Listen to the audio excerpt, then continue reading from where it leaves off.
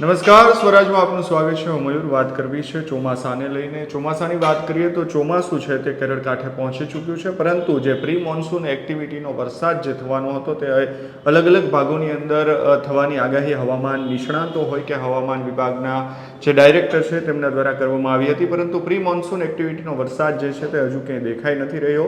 શરૂઆતના જે ભાગો છે તેમાં શરૂઆતના સમયની અંદર દેખાયો હતો, પરંતુ હાલની વાત કરીએ તો હજુ પણ ગરમીનો ઉકળાટ જે છે તે યથાવત જોવા મળી રહ્યો છે. આ બધાની જ વચ્ચે હવામાન નિષ્ણાંત આંબાલાલ પટેલ છે તેમણે ફરી એક વખત આગાહી કરી છે. તેમણે કહ્યું છે કે દરિયાઈ કાંઠે જે છે તે પવન ફૂંકાવાનો છે. પ્રી મોન્સૂન એક્ટિવિટીનો વરસાદ ન આવવાના કારણે ગરમી જે છે તેમાં વધારો થવાનો છે, અને ક્યારથી વરસાદની શરૂઆત થશે તે પણ જાણવાના છીએ આપણે આજે. ત્યારે જી પ્રી મોન્સૂન એક્ટિવિટીનો વરસાદને લઈ હવે શું આગાહી કરવામાં આવી છે, ચોમાસું હાલ ક્યાં પહોંચ્યું છે અને આગામી કયા દિવસોની અંદર વરસાદ વરસવાનો છે, શું કહ્યું આંબાલાલ પટેલે, આવો જાણીએ. હવે ધીરે ધીરે ગરમી વધશે. 8મી જૂને દરિયામાં પવનનો બદલાશે. પશ્ચિમનો પવન થવાની શક્યતા રહેશે. આરબ કન્ટ્રીમાંથી ગરમ પવનો આવવાની શક્યતા રહેશે, એટલે ગરમી વધશે. હમણાં ચોમાસા પૂર્વે લગભગ મહીસાગરના ભાગોમાં મહત્તમ ઉષ્ણ તાપમાન 43 ડિગ્રી 43 ડિગ્રી સેલ્સિયસ જેવું જવાની શક્યતા રહેશે, અને લગભગ અમદાવાદ ગાંધીનગરમાં પણ ગરમી રહેશે. અમદાવાદમાં પણ 42 ડિગ્રી સેલ્સિયસ ઉપર જવાની શક્યતા રહે. ગાંધીનગરમાં પણ 41 ડિગ્રી સેલ્સિયસ એની આસપાસ રહેવાની શક્યતા રહે. ઉપરાંત ઉત્તર ગુજરાતના ભાગોમાં, બનાસકાંઠાના ભાગોમાં વગેરે પણ 43 ડિગ્રી સેલ્સિયસ જેવું મહત્તમ ઉષ્ણ તાપમાન જવાની શક્યતા રહે. ત્યાંનાથી ઓછું પણ થઈ શકે. મહીસાગરના ભાગોમાં ગરમી રહે, તેમજ પંચમહાલના ભાગોમાં પણ ગરમી રહેવાની શક્યતા રહે. એટલે હવે ગરમી ધીરે ધીરે વધવાની શક્યતા રહેશે, અને આ ગરમીના લીધે ઉકળાટ જણાશે. હવે ધીરે ધીરે લગભગ લઘુત્તમ ઉષ્ણ તાપમાન વધશે, અને લઘુત્તમ ઉષ્ણ તાપમાન વધવાની સાથે અસહ્ય ઉકળાટભરી ગરમી રહેવાની શક્યતા રહેશે.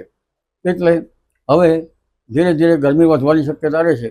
પરંતુ ચોમાસું હવે સડસડાટ આગળ વધશે, અને લગભગ કર્ણાટકના ભાગો, દક્ષિણ ભારતના ભાગોમાં ભારે વરસાદ થશે.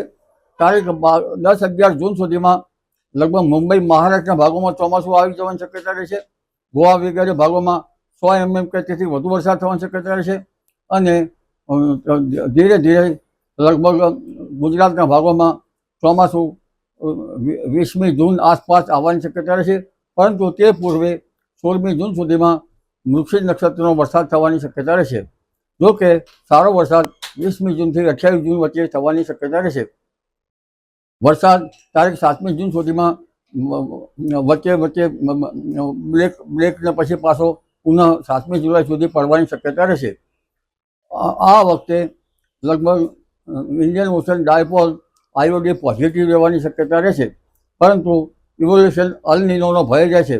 અલ નીનોની દ્રષ્ટિ જોવા જઈએ તો જ્યારે અલ નીનોના છેલ્લા 10 વર્ષમાં અલ નીનોના વર્ષમાં વરસાદના આંકડા જોઈએ તો ક્યારેક 88%, ક્યારેક 86% જેવો વરસાદ થયો છે. એટલે હવે લગભગ IOD પોઝિટિવ રહેવાની શક્યતાના કારણે, અને મેડિન જુનિયર ઓસિલેશન એમ જેવો એક એટમોસ્ફેરિક વેવ જુલાઈમાં આવવાના લીધે, અને ઓગસ્ટમાં પણ ઇન્ડિયન ઓશન ડાયપોલ પોઝિટિવ રહેવાની શક્યતાના લીધે વરસાદ તો થશે, પરંતુ તે બધામાં વરસાદની અંદર ઇન્ડિયન ઓશન ડાયપોલ કે પછી જેટ ધરાવ હોય બધા જ ઉપર અલ નીનોની અસર થવાની શક્યતા રહેશે. કારણ કે વ્યાપાર વાયુ આવશે નહીં, એટલે અલ નીનોમાં એકાએક ભારે વરસાદ, તો વચ્ચે ચોમાસામાં બ્રેક પણ પડી શકે. જ્યારે ચોમાસામાં બ્રેક પડે ત્યારે ખેડૂત ભાઈઓએ પિયત વ્યવસ્થાપન કરવું સારું રહે.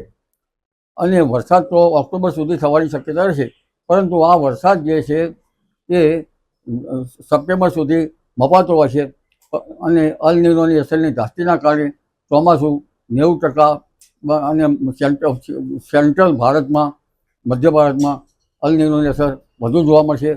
તો કેટલાક ભાગમાં 86%, કેટલાક ભાગમાં 88%, કેટલાક ભાગમાં 90%, પછી કોઈ ભાગમાં 92% રહી શકે. દરિયા કિનારાના ભાગોમાં વરસાદ નોર્મલ રહેવાની શક્યતા રહેશે. વાવાઝોડું અત્યારે સક્રિય થઈ શકે નહીં, પણ લો પ્રેશર થવાની શક્યતા રહે.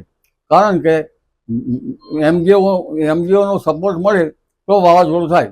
આ ઉપરાંત ઉપલા લેવલના પવનો, વર્ટિકલ વિન્ડ શેર એ પણ મધ્યમ હોય તો ચોમાસું સારું રહી શકે. પરંતુ તારીખ લગભગ 16 થી 22 સુધીમાં બંગાળ ઉપસાગરમાં એક સિસ્ટમ બનશે અને અરબ સાગરમાં 22 ડિસેમ્બર બાદ સિસ્ટમ બનવાની શક્યતા રહેશે. તેમજ આ માસના અંતમાં પણ એક સિસ્ટમ બનવાની શક્યતા જૂન માસના અંતમાં રહેતા બંગાળ ઉપસાગર સક્રિય રહેવાના કારણે વરસાદ થવાની શક્યતા રહેશે અને અરબ સાગર પણ સક્રિય થશે.